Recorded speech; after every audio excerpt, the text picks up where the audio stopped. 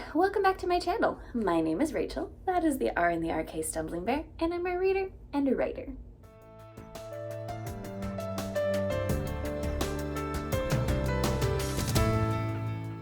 And this video might be coming a little bit late for a lot of other more established booktubers.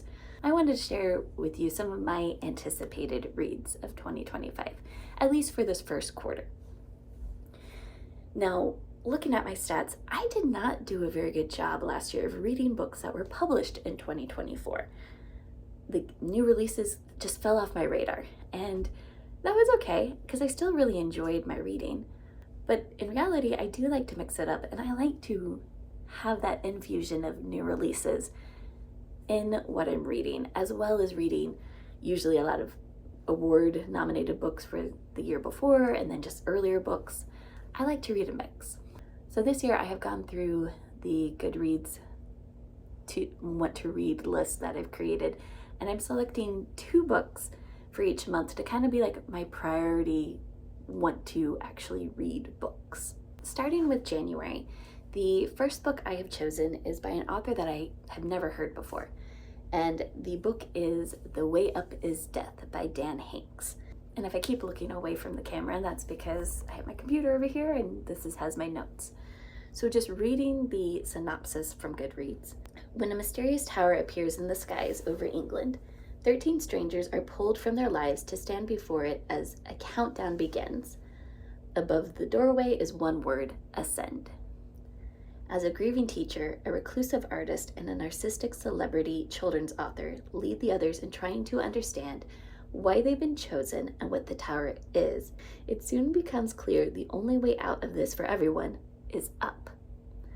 And so begins a race to the top, through sinking ships, haunted houses, and other waking nightmares, as the group fights to hold on to its humanity, while the twisted horror of why they're here grows ever more apparent, and death stalks their every move.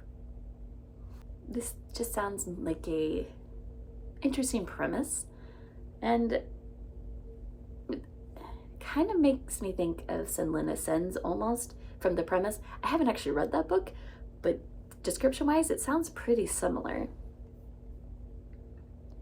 And then the other book that I'm looking forward to that comes out in January is Death of the Author by Nnedi Okorafor. And the synopsis on Goodreads: life has thrown Zilu some curveballs over the years, but when she's suddenly dropped from her university job and her latest novel is rejected, all in the middle of her sister's wedding, her life is upended. Disabled, unemployed, and from a noisy, high-achieving, judgmental family, she's not sure what comes next. In her hotel room that night, she takes the risk that will define her life. She decides to write a book very unlike her others, a science fiction drama about androids and AI after the extinction of humanity. And everything changes. I really love Nnedi Okorafor. I am up for whatever she writes, so I'm excited to pick this one up. And now we're going to go look at February. And I have actually not narrowed down my choices for February yet, so yeah, I'm going to do that right now. I forgot to say that I'm not selecting sequels to series that I am not caught up in, because I just want to be able to jump into these books, read them, and continue on with my other reading plans. Now, I say I'm not doing sequels, but companion novels I am okay with. And I say that because one of my priority reads for February is going to be The Crimson Road by A.G. Slater, and I know that this is a companion novel, not a direct sequel. Violet Zinner has had a peculiar upbringing, training as a fighter in underground arenas, honing her skills against the worst scum, murderers, and thieves her father could pit her against. She has learned to be ruthless, to kill. Until the day Hedrick Zinner dies, Violet thinks she's free, a rich young heiress with a world of possibilities in front of her.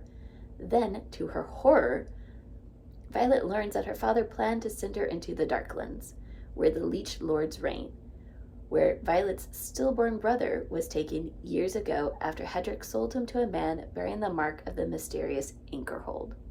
Her father's solicitor and the city's bishop are insistent she fulfill her duty, but Violet steadfastly refuses, until one night 2 assassins attempt to slaughter her, and it becomes if she wants to enjoy a future free of the interference of either solicitors, bishops, or assassins, she's going to have to clean up the mess her father made. On her journey, Violet seeks the help of Mirren O'Malley and the hidden estate of Blackwater, whose family once produced the purest, strangest silver, Ellie Briar of Silverton, the Briar Witch who guards the gates to the realm of the Leech Lords, and Asher Todd of White Barrow, who did terrible things and found the three who went beneath. So yes, it's a companion novel, but there's definitely going to be characters from before. So I'm okay with that. And then my other priority read that is going to be published in February is Shroud by Adrian Tchaikovsky. The tagline for this is, "They looked into the darkness and the darkness looked back." New planets are fair game to asset strippers and interplanetary opportunists, and a commercial mission to a distant star system discovers a moon that is pitch black, but alive with radioactivity. Its high gravity, high pressure, zero oxygen environment is anathema to human life, but ripe for exploitation. They named it Shroud. Under no circumstances should a human end up on Shroud's inhospitable surface, except a catastrophic accident sees Juna Sealander and Mai Sait Etani doing just that. Forced to stage an emergency landing in a small, barely adequate vehicle, they are unable to contact their ship and are running out of time. What follows is a grueling journey across land, sea, and air.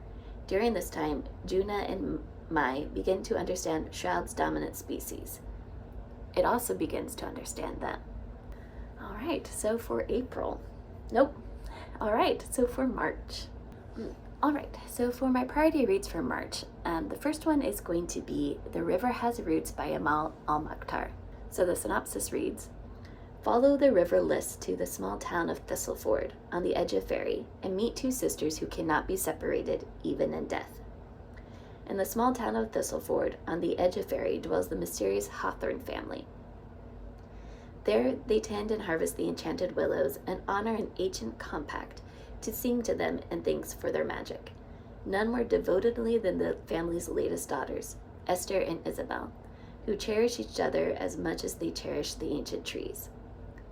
But when Esther rejects a forceful suitor in favor of a lover from the land of Fairy, not only the sisters bond, but also their lives will be at risk. And then the other one that I'm super interested in reading is Murder by Memory by Olivia Waite. Welcome to the HMS Warefeather, Her Majesty's most luxurious interstellar passenger liner. Room and board are included. New bodies are graciously provided upon request. And should you desire a rest between lifetimes, your mind shall be most carefully preserved in glass in the library, shielded from every danger. Near the topmost deck of an interstellar generation ship, Dorothy Gentleman wakes up in a body that isn't hers, just as someone else is found murdered.